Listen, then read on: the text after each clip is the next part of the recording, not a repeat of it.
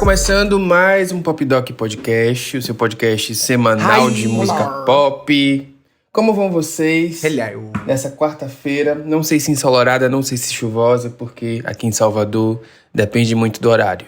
Chove, faz sol, nunca se sabe, né? Mas enfim... E aqui em Merdaulo, São Paulo, tá chovendo. Tá chovendo? Novidade. É isso. Eu nem precisava estar, era só você falar isso qualquer dia. Gente, se você estiver ouvindo esse podcast em março, em abril, em maio, em junho, qualquer época do ano... Vai estar chovendo. O timing vai estar certo do Paulo, tá tudo bem. E aí no Rio de Janeiro, Tudo bem. Levi, como é que tá? Tá um tempo meio fué. Tá nublado, tá calor, Fué. tá tudo ao mesmo tempo. Entendi. Uma merda. Porque esse podcast é Brasil, tá vendo aí? É. Temos aí São Paulo, Rio, Salvador. Antes da gente introduzir o convidado de hoje, os recadinhos que vocês já estão calejados de saber, mas não seguem. Avalie esse podcast com 5 estrelas no Spotify. Eu vi que as avaliações aumentaram um pouco depois do chapisco que eu dei aqui em vocês. Então vou dar novamente. Não custa nada você clicar ali nos 3 pontinhos e avaliar a gente com 5 estrelas. Vai fazer o podcast ter uma visibilidade maior no Spotify. Então vai lá e deixa lá o seu clique. Agora também não vai avaliar com 1 estrela pra cair a nota e gongar, Que porque a gente isso, falou que mal isso. aqui da sua diva pop. Não façam E isso. Santana, essa semana, dia quinta-feira, é um dia especial. Eu acho que aí mesmo O que tem os quinta-feira? nossos ouvintes deveriam fazer ainda mais um esforço. Qual é o evento que tem na O que tem quinta-feira? quinta-feira? O que Dia tem 20 de quinta-feira? novembro. Eu não sei o que tem quinta-feira. 20 de É o novembro? aniversário do nosso querido Paulo Corrêa. Não, Inclusive, dia da consciência, né? Sacanagem.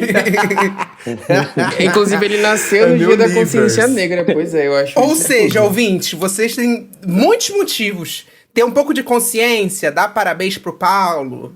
Que mais de motivo vocês Isso, precisam? entendeu? É isso. Todos da vida, entendeu? Quinta-feira aceito todos os pedidos de desejos de parabéns e parabenizações.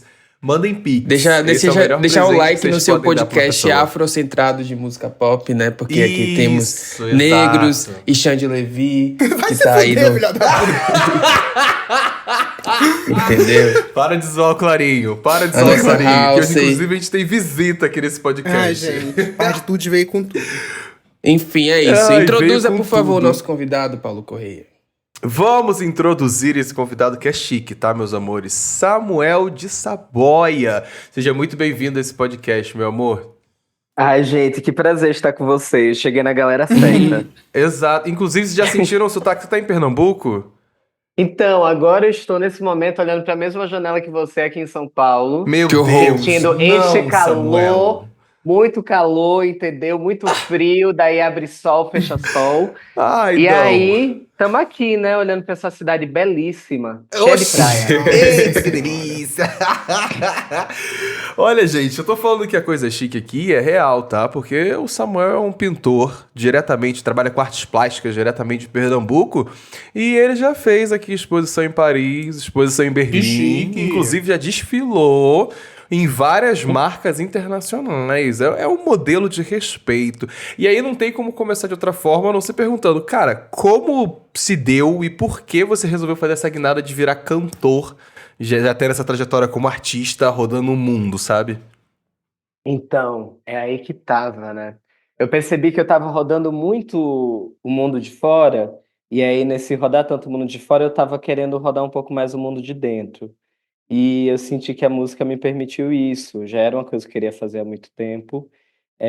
Como a maior parte de todas as bichas que eu conheço, eu comecei na igreja, meus pais são pastores, então eu tava ali com meu piano e com o microfone. Mas eu pintava assim todo dia da semana, daí minha vida foi entrando para pintura, fui virando pintor, fui trabalhando especificamente disso, mas sempre estava ali com a música dentro, assim, eu acho que a música ela sempre me permitia um local de encontro e conexão muito especial. E aí, depois que eu passei um bom tempo criando minha estrutura, né, me permitindo assim ter uma vida na qual eu me sentisse mais confortável, eu descobri que falei assim, cara, é a hora. Acho que já cansei assim de ter só a vontade, eu queria muito deixar essa vontade num estado real, assim. Foi assim que eu iniciei. Já tem uns 3 anos nesse processo, e nesse ano a gente lançou o primeiro álbum junto com minha banda, que é um grupo de amigos muito especial. E agora tô aí provando como é que é esse outro lado da coisa. E tá gostando? Porque esse ano, inclusive, você lançou o single Rei de Nada, não é isso? Logo no início do ano, Aham. que foi sua estreia na música. E aí, tá gostando dessa trajetória, dessa virada de chave? Olha, eu tô achando uma delícia. Eu no começo eu tava me questionando um tanto, porque eu entrei de maneira independente, né? Eu Uhum. fiz por onde ser meu próprio produtor fonográfico, então tudo tem sido um local bem de eu faço uma pintura, faço a exposição, fecho um contrato aqui de moda, de algum trabalho, e aí depois eu pago mais uma gravação, daí eu pago mix e master. Então, foi isso, assim, eu acho que no começo eu não sabia o que era nada, não sabia o que era fonograma, não sabia o que era tráfego pago, o que era playlist, eu só tava com o Spotify um sonho, e aí agora já tô sabendo um pouquinho mais das coisas, então tá ficando mais interessante. Tudo que ele tinha era um sonho e a vontade de cantar. Então, aproveitando o tema do episódio, eu queria jogar pra você o seguinte: quem são suas referências musicais quando o assunto é estética? Quando eu te pergunto sobre visuais que marcam eras, qual diva ou diva Uhum. que vem na sua cabeça e você tem como referência? Ai, gente, eu tenho que começar com a Bjork, né? Porque, Tudo. assim, acho que a gata, ela veio... Ela tem seus momentos, assim, mas ela sempre foi muito... Ela teve uma cabeça conectada com aquilo que ela desejava fazer. Eu acho que eu vi uma entrevista dela, um pouquinho antiga, que ela falava que há duas maneiras de fazer as coisas, né? Que é a maneira chata e a maneira da qual vai ser complexa, mas vai ter um tanto de diversão naquilo ali. E Uhum. eu lembro, eu acho que eu era bem novinho, assim, na época, e na condução, sabe, condução para a escola, tinha um DVD player, assim, alguma coisa que eles colocavam lá. Não era uma TVzinha, mas era alguma coisa que alguém colocava no pendrive cheio de videoclipe. E Uhum. eu tive a chance de estar numa escola que a galera era bem popeira, assim, e tinha alguém que era muito afetado, que baixava o videoclipe em casa pelo computador, Amo. colocava no pendrive e colocava pra gente na condução. E aí aquilo ali foi meu primeiro acesso a tudo, porque assim, em casa a gente não podia ver MTV, né? Era do diabo. Eita. Aí não tinha muita coisa, assim, eu falei, então vou ver aqui meus videoclipes. E aí eu lembro que colocaram Triumph of Heart, da Bjork, que é Uhum. um que foi dirigido pelo Spike Jonze, que é esse videoclipe que ela com os amigos, assim, indo pela cidade, ela vai gravando, a música ela foi toda gravada só usando vozes, e aí o videoclipe é uma grande loucura, só sei que em algum meio disso tudo acontece que ela tá no relacionamento com um gato, literalmente um gato animal, assim, Meu feito em forma Deus. humana. Então ela já introduziu tudo, até os furries, né? Lá E aí eu lembro que aquilo ali me marcou, que eu falei assim, gente, ela tinha todas as possibilidades. Assim, hoje em dia, né? Naquela época eu só achei uma grande inspiração, mas hoje em dia eu penso, cara, ela tinha todas as maneiras de fazer aquela narrativa, mas ela escolheu a forma mais, digamos assim, fora de curva, frita, Uhum. mais assim, menos explicação e mais ataque mesmo. Olha, é isso aqui que eu tô sentindo, é assim que eu vou escolher falar sobre. Então, eu acho que ela tem sim um local muito especial dentro desse espaço criativo que é a música e Quando que você é fala criar de narrativa. estética e você cita a Bjork, eu acho que ela tem esse lugar do desconforto, né? De colocar você pra estranhar a situação. E eu acho que isso tá muito ligado, inclusive, com o tema que a gente tá trazendo hoje, mas tá muito ligado com essa coisa, né? Da estética, da moda, na cultura pop, como é que você quer passar a sua mensagem. E eu acho que a principal forma dela fazer isso é justamente nesse lugar de estranhamento, de você olhar e falar, cara, o que que tá acontecendo aqui? Peraí, que eu vou olhar. Aí você começa a prestar um pouco atenção, né? Exato. Primeiro ela cria dúvida e a dúvida te cria vontade, Exato. né? E é isso que acaba sendo um grande jogo também do pop quando ele é bem feito, que é assim, realmente você cria uma linha narrativa e você quer que as pessoas te acessem. Porém, Sim. tem essas pessoas que não necessariamente elas querem se intitular pop, mas elas criam um ambiente de tanta referência, de tantas possibilidades, tantos dialetos, que todas as pessoas acabam encontrando um pouco para si. E acho Uhum. que ela foi muito assim perspicaz e inteligente desde o começo da carreira em criar um ambiente próprio, mas que a mesma gata que está ali escutando Lady Gaga, a mesma gata que está ali escutando um rockzão, a mesma gata que tá ali escutando um grande pagode na casa dela, tem pelo menos uma musiquinha da Bjork que ela gosta, entendeu?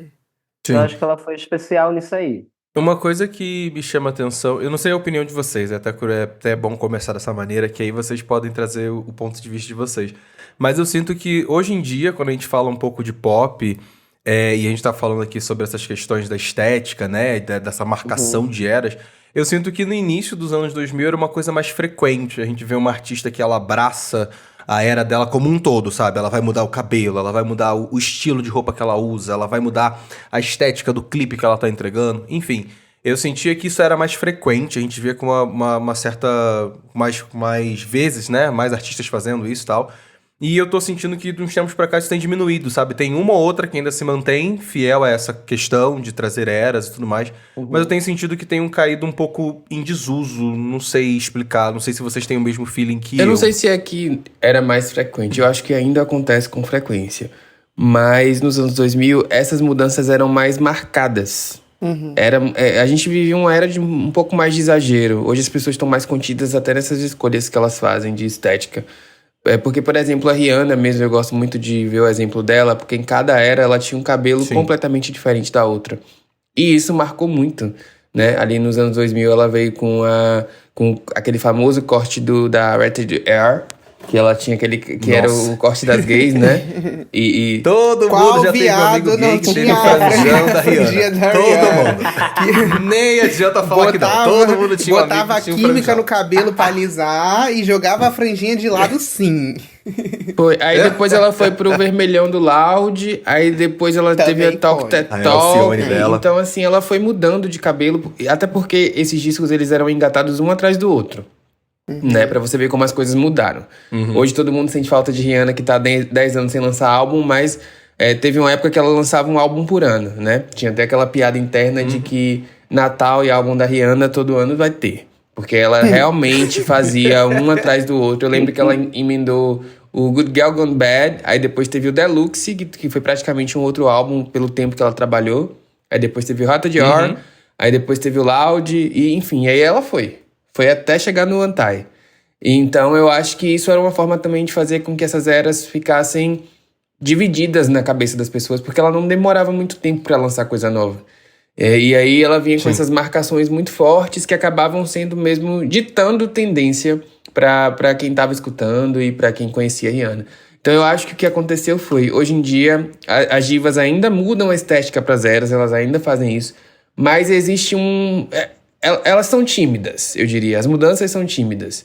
Então a gente tem essa dificuldade maior de perceber ali essas marcações mais intensas, digamos assim. E eu acho que tem uma outra questão também, que é o tempo de maturação de era, né? Quando a gente fala nos anos 2000, você ia criar uma era, você tinha o pré-lançamento, em que você apresentava a estética, aí você tinha o primeiro single que vinha com o videoclipe, o segundo single, o terceiro single, aí via o álbum, aí você trabalhava turnê, você trabalhava esse álbum, aí, enfim, a Rihanna era até um exemplo de muito rápido, de de uma era durar 1 ano, porque até então, às vezes, a era durava 2, 3 anos. Então, eu acho que hoje em dia as artistas pop continuam fazendo isso, só que hoje em dia uma era dura, 6 meses, às vezes?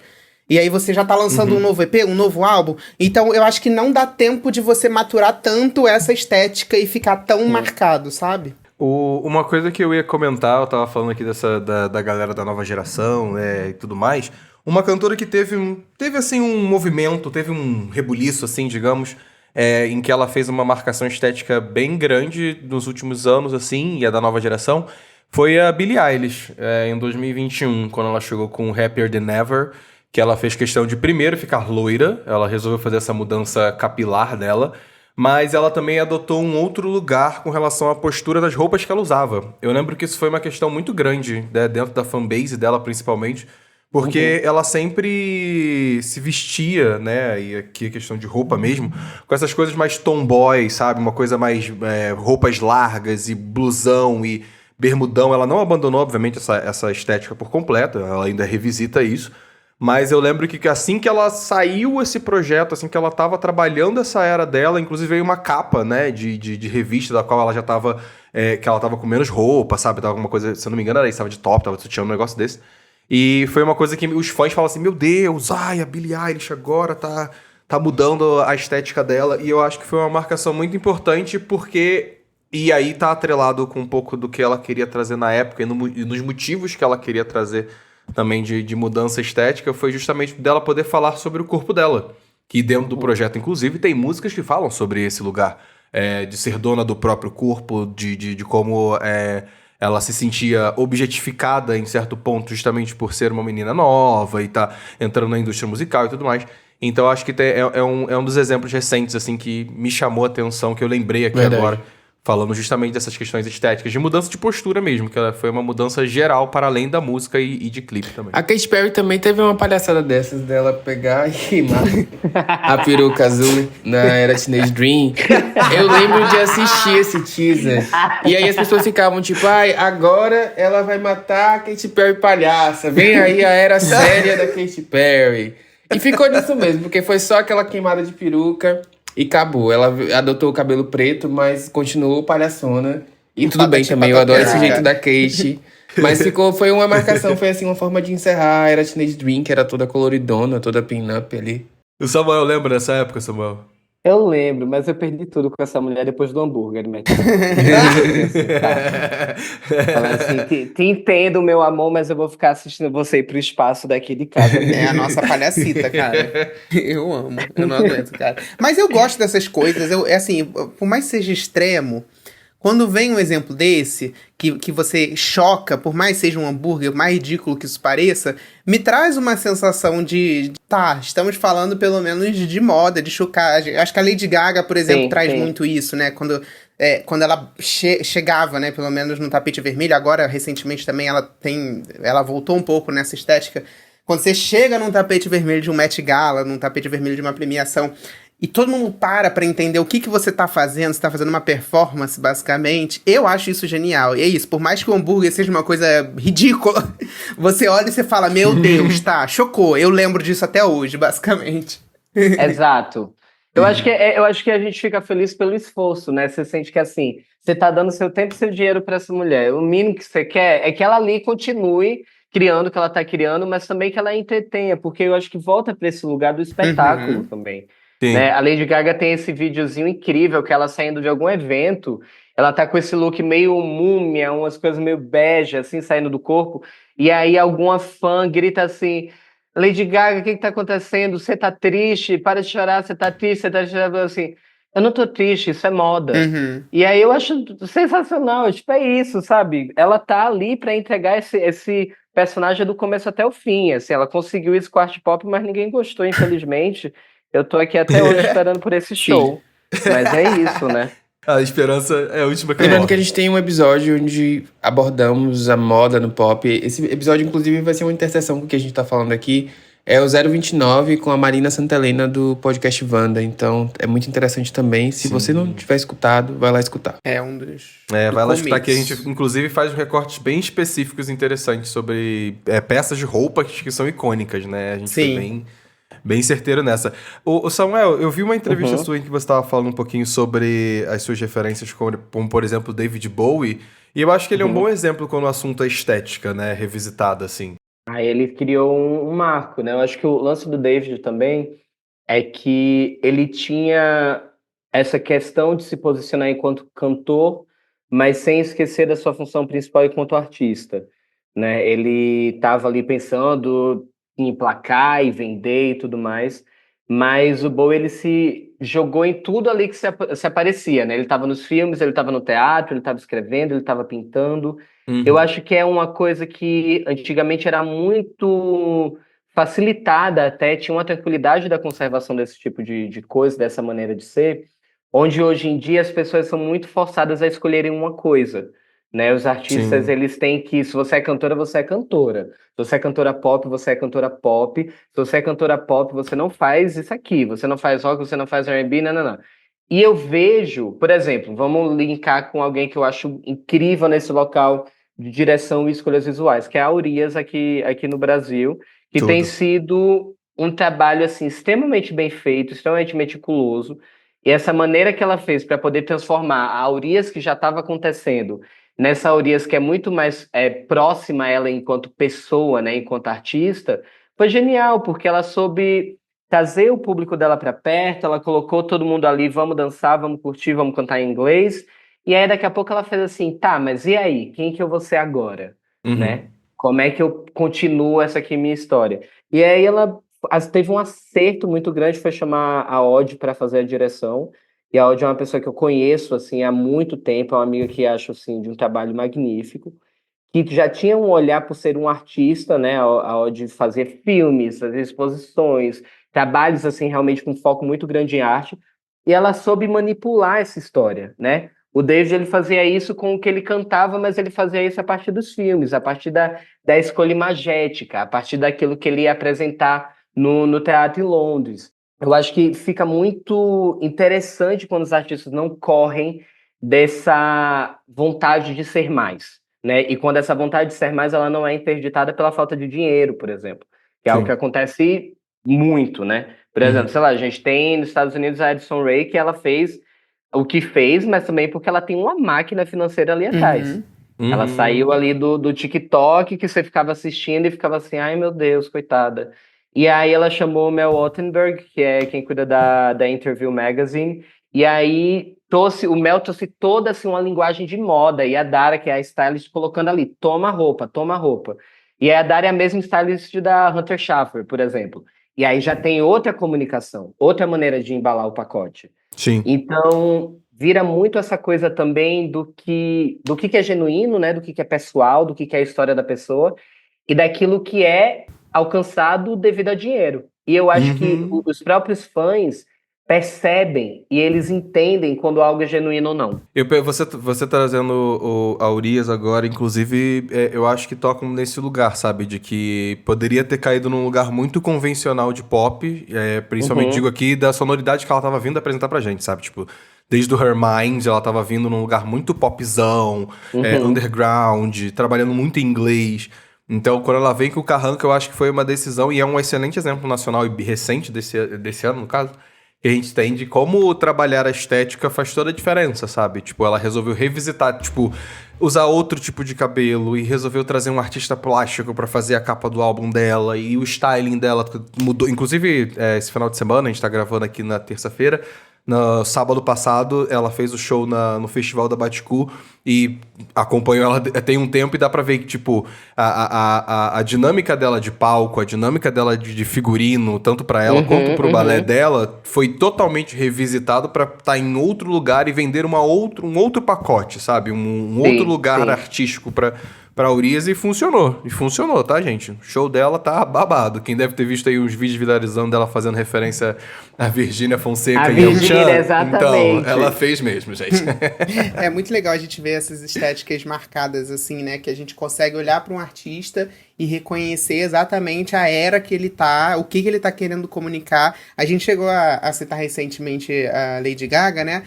E eu acho que ela é um excelente exemplo nesse sentido de estética de eras, né? Quando você olha uma foto da Lady Gaga, o cabelo que ela tá, a maquiagem que ela tá, a roupa que ela tá usando. Você, assim, muito possivelmente você vai identificar mais ou menos que ano ou então qual era o álbum que Uhum. estava sendo lançado. Se era o Joanne, que ela tava com uma coisa mais loirinha, Karen, ou se ela tava num lugar mais conservador de Karen. jazz, ou se ela tava mais estranha no The Fame, ou no Born This Ai, Way. esse Karen me Tem, pegou. sabe, tem a estética que ela vai seguindo. E eu acho isso muito interessante quando você pra olhar num artista e identificar. E em contraponto, eu queria citar um exemplo nacional que eu não sei como. Ih. Não, para mim é um exemplo contrário. O quanto a estética Ah, tá. não. Tipo assim, ela segue a mesma estética e consegue se manter no auge sempre, que é a Ivete Sangalo. A Ivete Sangalo não tem Tá. estética de eras marcadas. Boa, Nenhuma. É incrível isso. É porque a estética da Ivete é ser É a a Ivete, Ivete, é entendeu? muito Ivete, incrível Acabou isso. aí. Isso. Você pega uma foto Ela dela é meio que a agora nossa- e nos anos 2000, é a mesma coisa, é a mesma estética. Ela é quase que a nossa Mariah Carey, Sim. sabe? A estética é única, segue assim um fio condutor. Exatamente. Assim. É ser Ivete. Eu acho isso muito Gente, maravilhoso. mas também Ai. você não imagina a Ivete mudando, assim. Você acha que se ela Não. mudar, eu acho que acontece alguma coisa, sabe? Aí sim o apocalipse tá Sim. chegando. Aham. os cosmos ficam desalinhados, alguma coisa Com vai dar certeza. errado. Nós vamos macetar o apocalipse, pelo amor de Deus. Ai, que ótimo. Eu acho legal falar também dos girl groups, né? Porque no caso delas, os cabelos, por exemplo, eles não são marcadores de eras, mas são marcadores de individualidade dentro do grupo. Por exemplo, as Destiny Child, a gente tem ali a Kelly vai estar sempre em tons de vermelho, a Beyoncé vai estar com o cabelo, aquele castanho meio loiro ali, indo pro loiro, e a Michelle vai estar sempre com pretão. Então é uma forma também de destacar elas individualmente dentro de um grupo. Acho que esse é um recurso que é muito utilizado por todas as girl bands, justamente para ter um senso de unidade, mas ao mesmo tempo ter um senso de individualidade de cada membro dentro de uma banda. Você falando isso me fez lembrar de uma questão que aconteceu com o surgimento das meninas do Flo. Nos primeiros clipes, assim, sabe? Nos primeiros visuais delas, assim, tinha uma galera que ficava muito incomodada com isso, porque eram todas com cabelo muito parecido.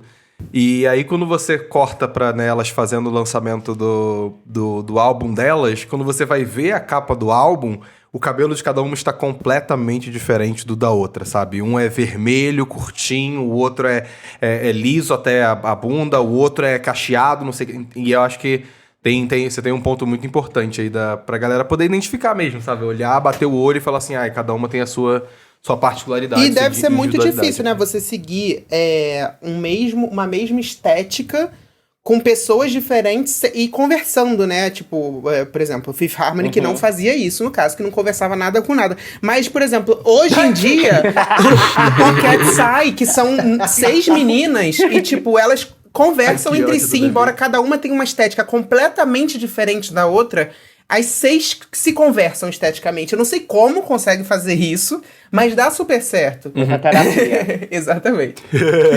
Muita dificuldade. Porque se você olha, a Lara Raj é totalmente diferente da Manon, que é totalmente diferente da Sofia, que é totalmente diferente da Megan. Só que quando você vê elas 6 juntas, o negócio tá conversando ali. E eu acho que deve ser um trabalho muito incrível, assim, né? Até de bastidores, de entender como é que cada uma acha a sua estética, seu estilo, conversando com a era e conversando com o grupo. Inclusive, se é permitido achar, né? Porque, assim, se a gente toma um referencial K-pop, assim, da Eu coisa... acho que não é, não. É bem... o menu já chega pronto ali, a marmita chega já prontinha. É verdade. Vocês falaram de Acho que o Ivete vídeo Sangalo, mas teve um artista teen que ela foi meio assim também por uns 3 discos, que foi a Ariana Grande. Verdade. Porque, inclusive, ela era e o rabinho de cavalo muito dela. criticada por causa do rabo de cavalo, porque ela não largava. Foi do Use Truly até o Dangerous Woman com o mesmo corte de cabelo. E aí eu acho que tem um contraponto, porque ao mesmo tempo que as pessoas ficam criticando, tá na mesmice, não inova, aquilo ali ficou marcado. Tipo, se você vê uma silhueta de um rabo de cavalo com, sei lá, você vai imaginar, você vai pensar na Ariana Grande. Então, Verdade. de certa forma, isso também marca a estética da diva. Eu acho que dá pra citar de exemplos divas que têm uma estética única. Por exemplo, a Amy Winehouse. Você consegue, em qualquer circunstância, dizer aquilo ali é muito Amy Winehouse. Sim. Sabe? Porque ela ficou marcada com aquela estética. A Britney mesmo, eu acho que ficou marcada com a imagem dos anos 2000. Então, sempre que você vê um topzinho, um jeans, uma coisa assim, você vai pensar na Britney. Como influência, como vermelho. referência. Entendeu? Uma cintura baixa. A chuquinha de rosinha, assim, de Baby One More Time. E eu acho que a estética da diva pop, ela faz história quando ela vira fantasia. De Halloween, de carnaval. Eu acho que quando você consegue identificar numa outra pessoa, e é isso que o Santana falou, é o rabo de cavalo da Ariana Grande com um moletom. Um moletom oversized. E se você vê isso, você fala, cara, Ariana Grande automaticamente. E aí o povo ficou reclamando que ela tinha muito a mesma estética. Quando ela mudou a estética, que foi agora com o Wicked, o povo tá rezando pra ela voltar. Voltar pelo castanho, voltar pelo rabo de cavalo. Então, tipo, também eu acho que dita muito a imagem do artista, né? O que ele quer passar, o que ele quer falar, o cabelo que ele tá usando, a maquiagem, a roupa, o estilo, até a forma de se comportar nas entrevistas, de falar. Eu lembro quando, né, mais uma vez a Lady Gaga ou até a Madonna, quando elas estavam em certas eras, elas se comportavam na mídia de uma certa forma, numa entrevista de uma certa forma. Então tudo isso tá ligado à estética, à imagem que a diva tá passando, né? Às vezes tem um tom meio problemático Sim. também. Por exemplo, a Christina Aguilera, quando ela começou a querer ser rebelde e querer mostrar que ela era artista, que ela era diferente da negra. Britney, que ela era negona e tal, ela adotou uma estética de mais piercings, aí colocou os dreads as tranças e tal. A Miley, quando ela foi A fazer a Miley. era bangers dela, que ela usou ali do twerk, muito da cultura negra pra jogar, ela também fez uma coisa mais radical, pra dizer assim, não sou mais Gente, uma a menina Ariana também, tá? inocente. É, a Ariana, Blackiana! Blackiana. A Blackiana. Entendeu? Já foi coreana. Já foi tudo. todas as Icônica. A bandas nossa ali. Giovanna Antonelli da gringa, cara. A Ariana Grande faz tudo. Não tem como. Aqui, ó. Enfim, eu acho que essas escolhas são, Quer ver? talvez não sejam nem 100% intencionais, mas ali no subtexto, sabe? Você acaba seguindo aquele caminho ali. Ah, eu não quero mais comunicar inocência, então eu vou pegar ali cultura negra, vou pra um lugar de, sabe, fodona. Sim. Aí depois eu quero comunicar a Gente, mas inocência, eu vou ficar a mais branca possível, a branca das brancas. Tem muito isso também na Sim. cultura pop. Sim. Pesando assim um pouquinho, eu acho que não existe nenhuma inocência nesse tipo de ótica, Sim. não. Eu acho que é uma coisa bem ali estudada já é uma tática que existe, sabe, milenar praticamente. Eu acho que é tudo bem instrumentado, assim, ai, não quero mais ser, vou lançar I Can't Be Tamed, e aí depois vou ali sumir um pouquinho, aí corto meu cabelo, aí dou uma rebolada, é isso. Muito nesse lugar. Vocês estão falando assim dessas questões estéticas, aí eu vou trazer uma que tá lançando um álbum recentemente, inclusive fica o gancho aqui pro episódio de segunda-feira que vem, galera. A Rosalía, durante o ano de 2019, ela me marcou num lugar muito específico, que foi quando justamente eu comecei a entrar em contato com ela, que eram as unhas dela.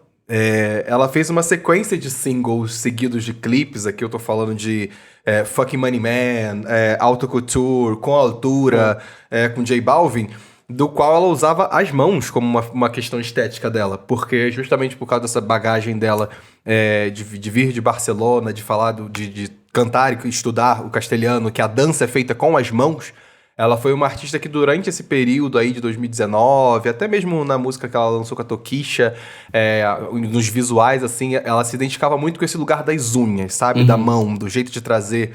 E aí, quando a gente para pra pensar nessa virada de chave que ela fez, da sequência, né, de chegar agora no Lux e ter passado pelo Motomami, que ela foi passeando em lugares completamente diferentes da estética, uma estética mais urbana lá no Motomami, pra de repente agora ela chegar nessa aleluia Nossa que ela tá freira, vindo agora gente. da era Pelo Lux, amor nossa de freira, Deus. entendeu? Ela que Acho tem a abraçado gatinha os bailou. gays, os católicos, todo mundo ao mesmo tempo. Tudo. E é tudo isso, a mais um estética tem tudo, tipo, ela vai mudando a estética de acordo com a era. E isso vai conversando. Eu queria citar um exemplo brasileiro também, que deve ser muito valorizado quando a gente fala de estética como marcador de era, que é ninguém menos do que El Chan. Que fazia ali o El Chan na selva, El Chan no Havaí, El Chan no Japão. E é real, gente, é Nossa. real. Eles lançavam um álbum, Chique. eles faziam uma estética de que as roupas eram exatamente aquilo. Tudo bem que tem um pouco de apropriação, bastante no caso, apropriação cultural. Tem o Tiano mas Rock, eu dou muita risada com a foto deles, todos de roqueiros. Nossa, é muito icônico. é o Tia 2000, Sério. que eles estão meio futuristas. Gente, é muito icônico. Depois procurem o Tia, tipo, eras de discografia no Google e vão dar uma Muito procurada. porque antes de Black Eyed Peas, a gente tinha El Chan, tá? Fazendo Sim. esse tipo de palhaçada. Opa, É boa! verdade. Exato, exatamente. A gente tá falando de artista nacional, eu tenho um polêmico e um muito bom, tá? Eu vou começar pelo muito bom, depois eu jogo polêmico aqui. O muito bom que me chama a atenção é a trajetória do Ney Matogrosso. Acho que a chegada do Ney Matogrosso na indústria musical brasileira, principalmente ali quando ele chega com os secos e molhados e aquela maquiagem e a forma como ele se portava no palco, e de repente tem uma era dele mais pra frente em que ele vai pra um lugar um pouco mais clean e se afasta um pouco dessa estética pesada, né, das maquiagens. Eu acho que é uma coisa muito interessante de como, às vezes, o estético, né, você imprimir uma estética artística quando você é cantor, não necessariamente está atrelada a roupa, né, às vezes pode ser uma maquiagem, um acessório. Então, acho que é muito interessante que o Ney tá nesse exemplo pra mim, sabe, de como um artista que trabalhou a arte dele da melhor maneira possível, sabe? Inclusive você que tá escutando, a gente sabe que a gente já falou várias vezes o Ney Matogrosso aqui. Inclusive, o episódio que a gente falou sobre o Tiny Desk com a Sarah, a gente estava falando justamente sobre ele. E aí eu acho que é um exemplo muito bom e soube trabalhar com isso. E agora vem o meu exemplo polêmico. Que a gente gosta muito dela, assim, muito mesmo. E ela tem trabalhos estéticos Luísa incríveis. Meu Deus, lá vem Não, essa. não é luização. Ela tem trabalhos estéticos incríveis e interessantes. E não estou debochando, são incríveis e interessantes mesmo. Mas, às vezes, ela esquece de trabalhar um pouquinho, né? Estou falando da nossa queridíssima Isa. Tá. Pam, pam, pam. Não achei polêmico, não. Eu acho que tava esperando alguma coisa assim. Não sei se é Eu polêmico. também, eu tava esperando uma baixaria. Então tá Eu bom. achei ok. Então tá bom. Tem Então que bom que sorte. todos nós concordamos Eu nesse não lugar. sei, então. eu acho que o problema da Isa, eu não sei se ela esquece de trabalhar a estética, não. Eu acho que ela esquece de trabalhar mesmo. Tudo. Gente, na semana da consciência negra, vocês É a acabando com a mulher. estética. Não, agora eu espero Deixa de ela verdade, ver, eu sou negra. muito fã de Isa. Eu Olha. espero que essa era seja trabalhada, só isso. É a mesma resposta que eu dei pra Shandy Levy no outro episódio. É isso, ela não trabalha. O último disco ela lançou e foi isso, jogou fora.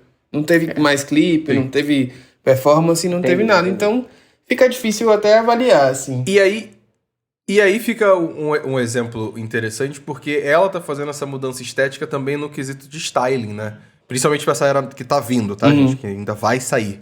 Que ela tá se aproximando justamente do reggae. E se você for parar pra olhar todas as últimas performances que ela fez, as últimas aparições em público que ela tem feito, você vê que ela mudou a forma como ela se veste, sabe? Ela tá se aproximando muito mais dessa estética do reggae, do jamaicano, brasileiro Muito também, azul, obviamente. né? Tá trazendo também. Cidade Negra e tal. Então dá pra ver que ela tá revisitando um lugar de estilo propriamente dito, para além do que a gente pode ver em visuais do álbum e tudo mais. Então dá pra ver que ela tá trazendo isso pra roupa que ela veste nessa era nova que ela quer O que eu explorar. gosto de Isa é que ela sempre Ela tá com a arrasa, Bianca, né? Quando ela vai fazer, quando ela quer. Eu acho que é. Quando ela quer fazer, o clipe vai ser sempre muito lindo, muito bem feito, muito cuidadoso. Então eu tô ansioso pra ver o que ela vai entregar aí nas próximas músicas. Espero que dessa vez a era seja de fato trabalhada. Esse é o meu sonho. Eu faço um adendozinho assim, que é isso, tipo, tanto ela quanto a Glória Groove, elas estão com a Bianca Jarrara, né? Então é isso também, tem sempre essa stylist, vai ter um costume designer, ou alguém que vai estar ali atrás trazendo a indumentária, entendeu? Vai estar ali, Sim. ó, temos aqui a marca tal e tal e tal, isso daqui você vai comunicar isso, aqui você se torna mais acessível, aqui você se torna mais endeusada, que é o que a Beyoncé tem feito desde sempre, né? A Boa. cada momento novo, ela coloca um look que vai definir também como ela deve ser tratada a partir desse período.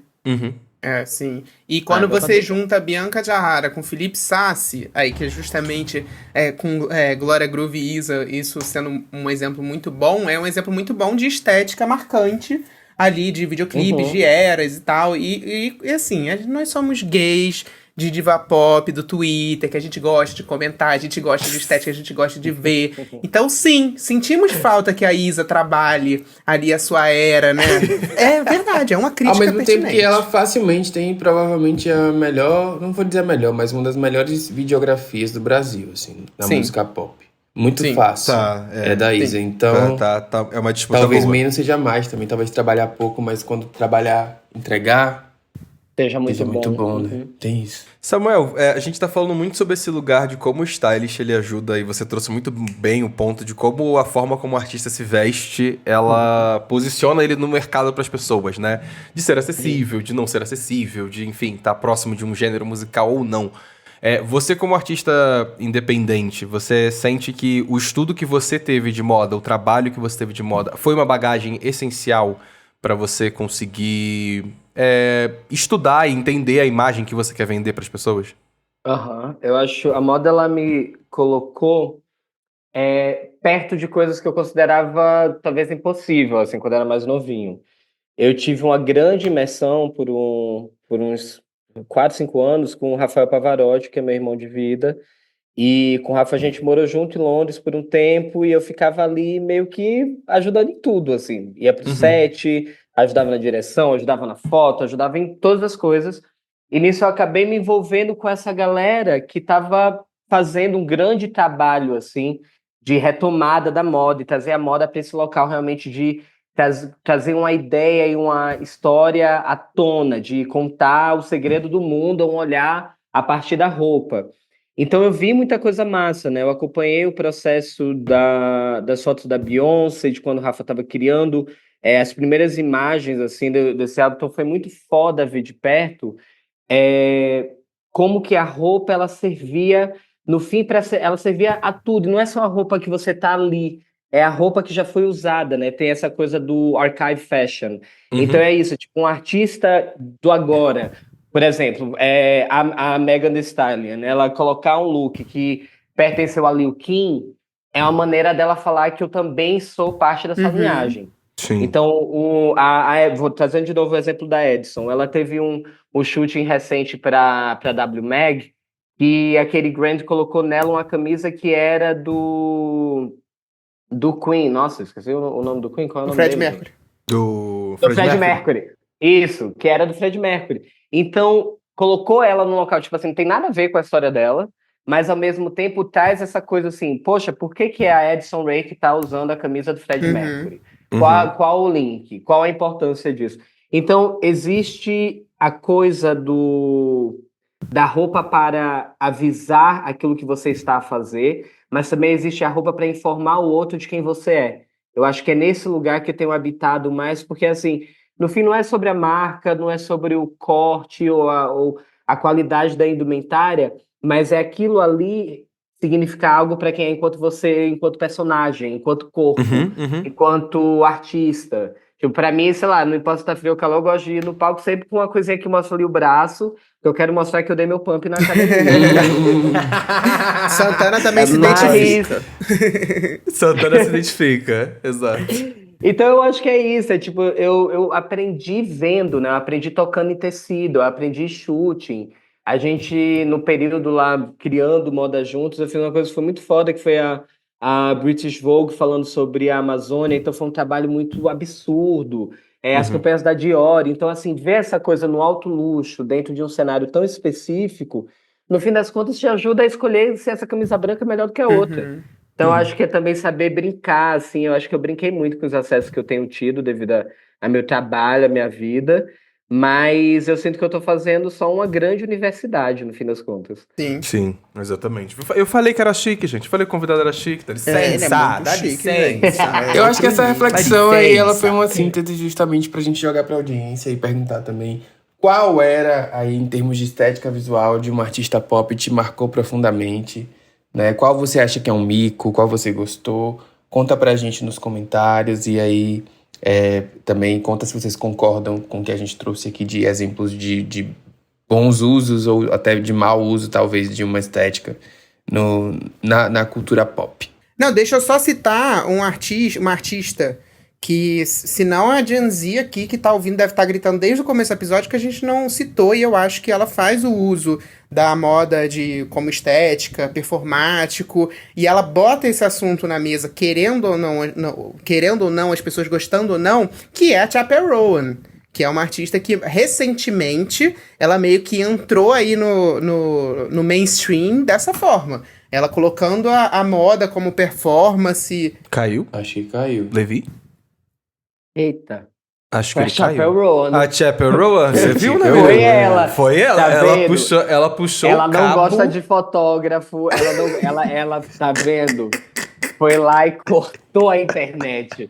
A cara dela, isso. Ela puxou o cabo do Levi, gente. É isso que aconteceu. Ela foi lá na casa dele puxar o cabo da internet. Falou, tá falando de mim? Vai falar não. Eu, em palhaçada. Ai, ai. Mas eu acho que tem um artista nacional que vai marcar bastante com eras e com estética. Sabe qual é o nome dele? Samuel de Saboia. Fica esse link aí pra você, audiência, pra você ir lá conhecer o trabalho dele, que tá valendo muito a pena, tá começando agora e tem um caminho longo pela frente, né? Vamos pras indicações? Vamos passar pelas indicações rapidinho aqui, que a gente tem de indicações musicais. Acho que o convidado ele já é uma indicação por si só, mas deixa eu ver o que eu posso acrescentar também de indicação.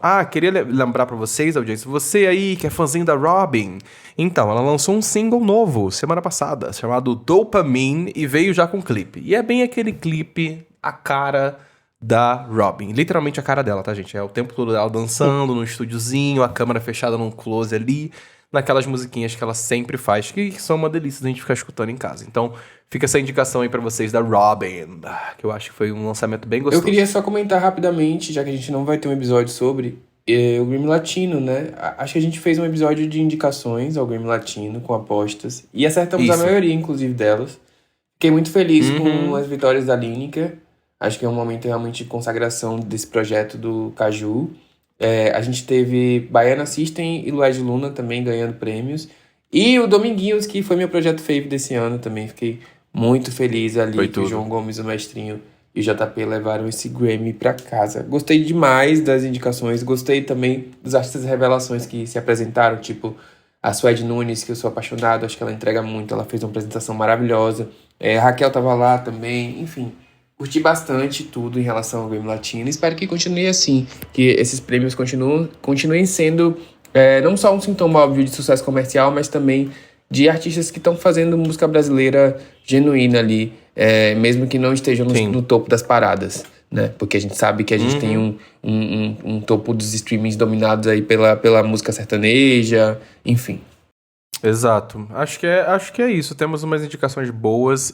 Samuel, você tem alguma indicação? Tem escutado alguma coisa, algum single, algum lançamento que você tem gostado? Super tenho, acho que até inclusive puxando o pezinho do Grammy, tem a Jadson, né, que lançou álbum recente, e assim, um trabalho abismal, muito chique, muito limpo, dá pra você sentar ali, é aquela tipo de música que tem pra tudo, assim, vai ter a popzeira, mas tem também o dramalhão, então pra quem gostar de uma música pra sentar e pensar, e assim também nesse lugar tem a Yuna Falcão, que lançou o Mami, recente agora também. E Una tem um trabalho muito especial, o primeiro álbum dela é chiquérrimo, esse agora tá bem discozinho, tem uns reggaes também, tem a música Coração Melão com a Núbia, e vale ouvir, tanto Jadson quanto Una. Tudo. Exatamente. Vamos ler rapidinho os comentários da semana passada. Semana passada a gente teve um episódio, assim, bem fofoqueiro, falando sobre o projeto da Lily Allen e de como a fofoca impulsiona a música, gente. Se você tá caindo nesse episódio agora e não escutou da semana passada, vai lá. Eu Vale amo a que pena vocês pra você poder fofocar. detonaram a Lily Allen nos comentários desse episódio. Simplesmente verdade. acabaram com ela aqui. Olha, a AP93 Almeida comentou assim: amei o episódio e quero saber sim de fofoca e opiniões de vocês.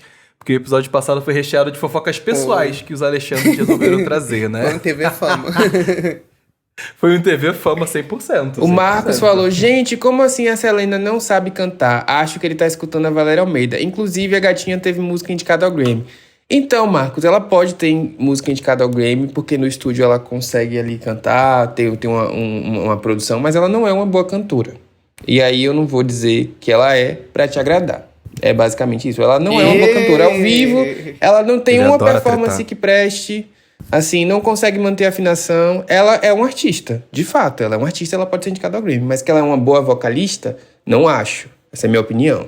A Lohana Costa comentou o seguinte: falando em fofoca, eu só ouvi o 444 do Jay-Z porque disseram que era a versão dele da traição.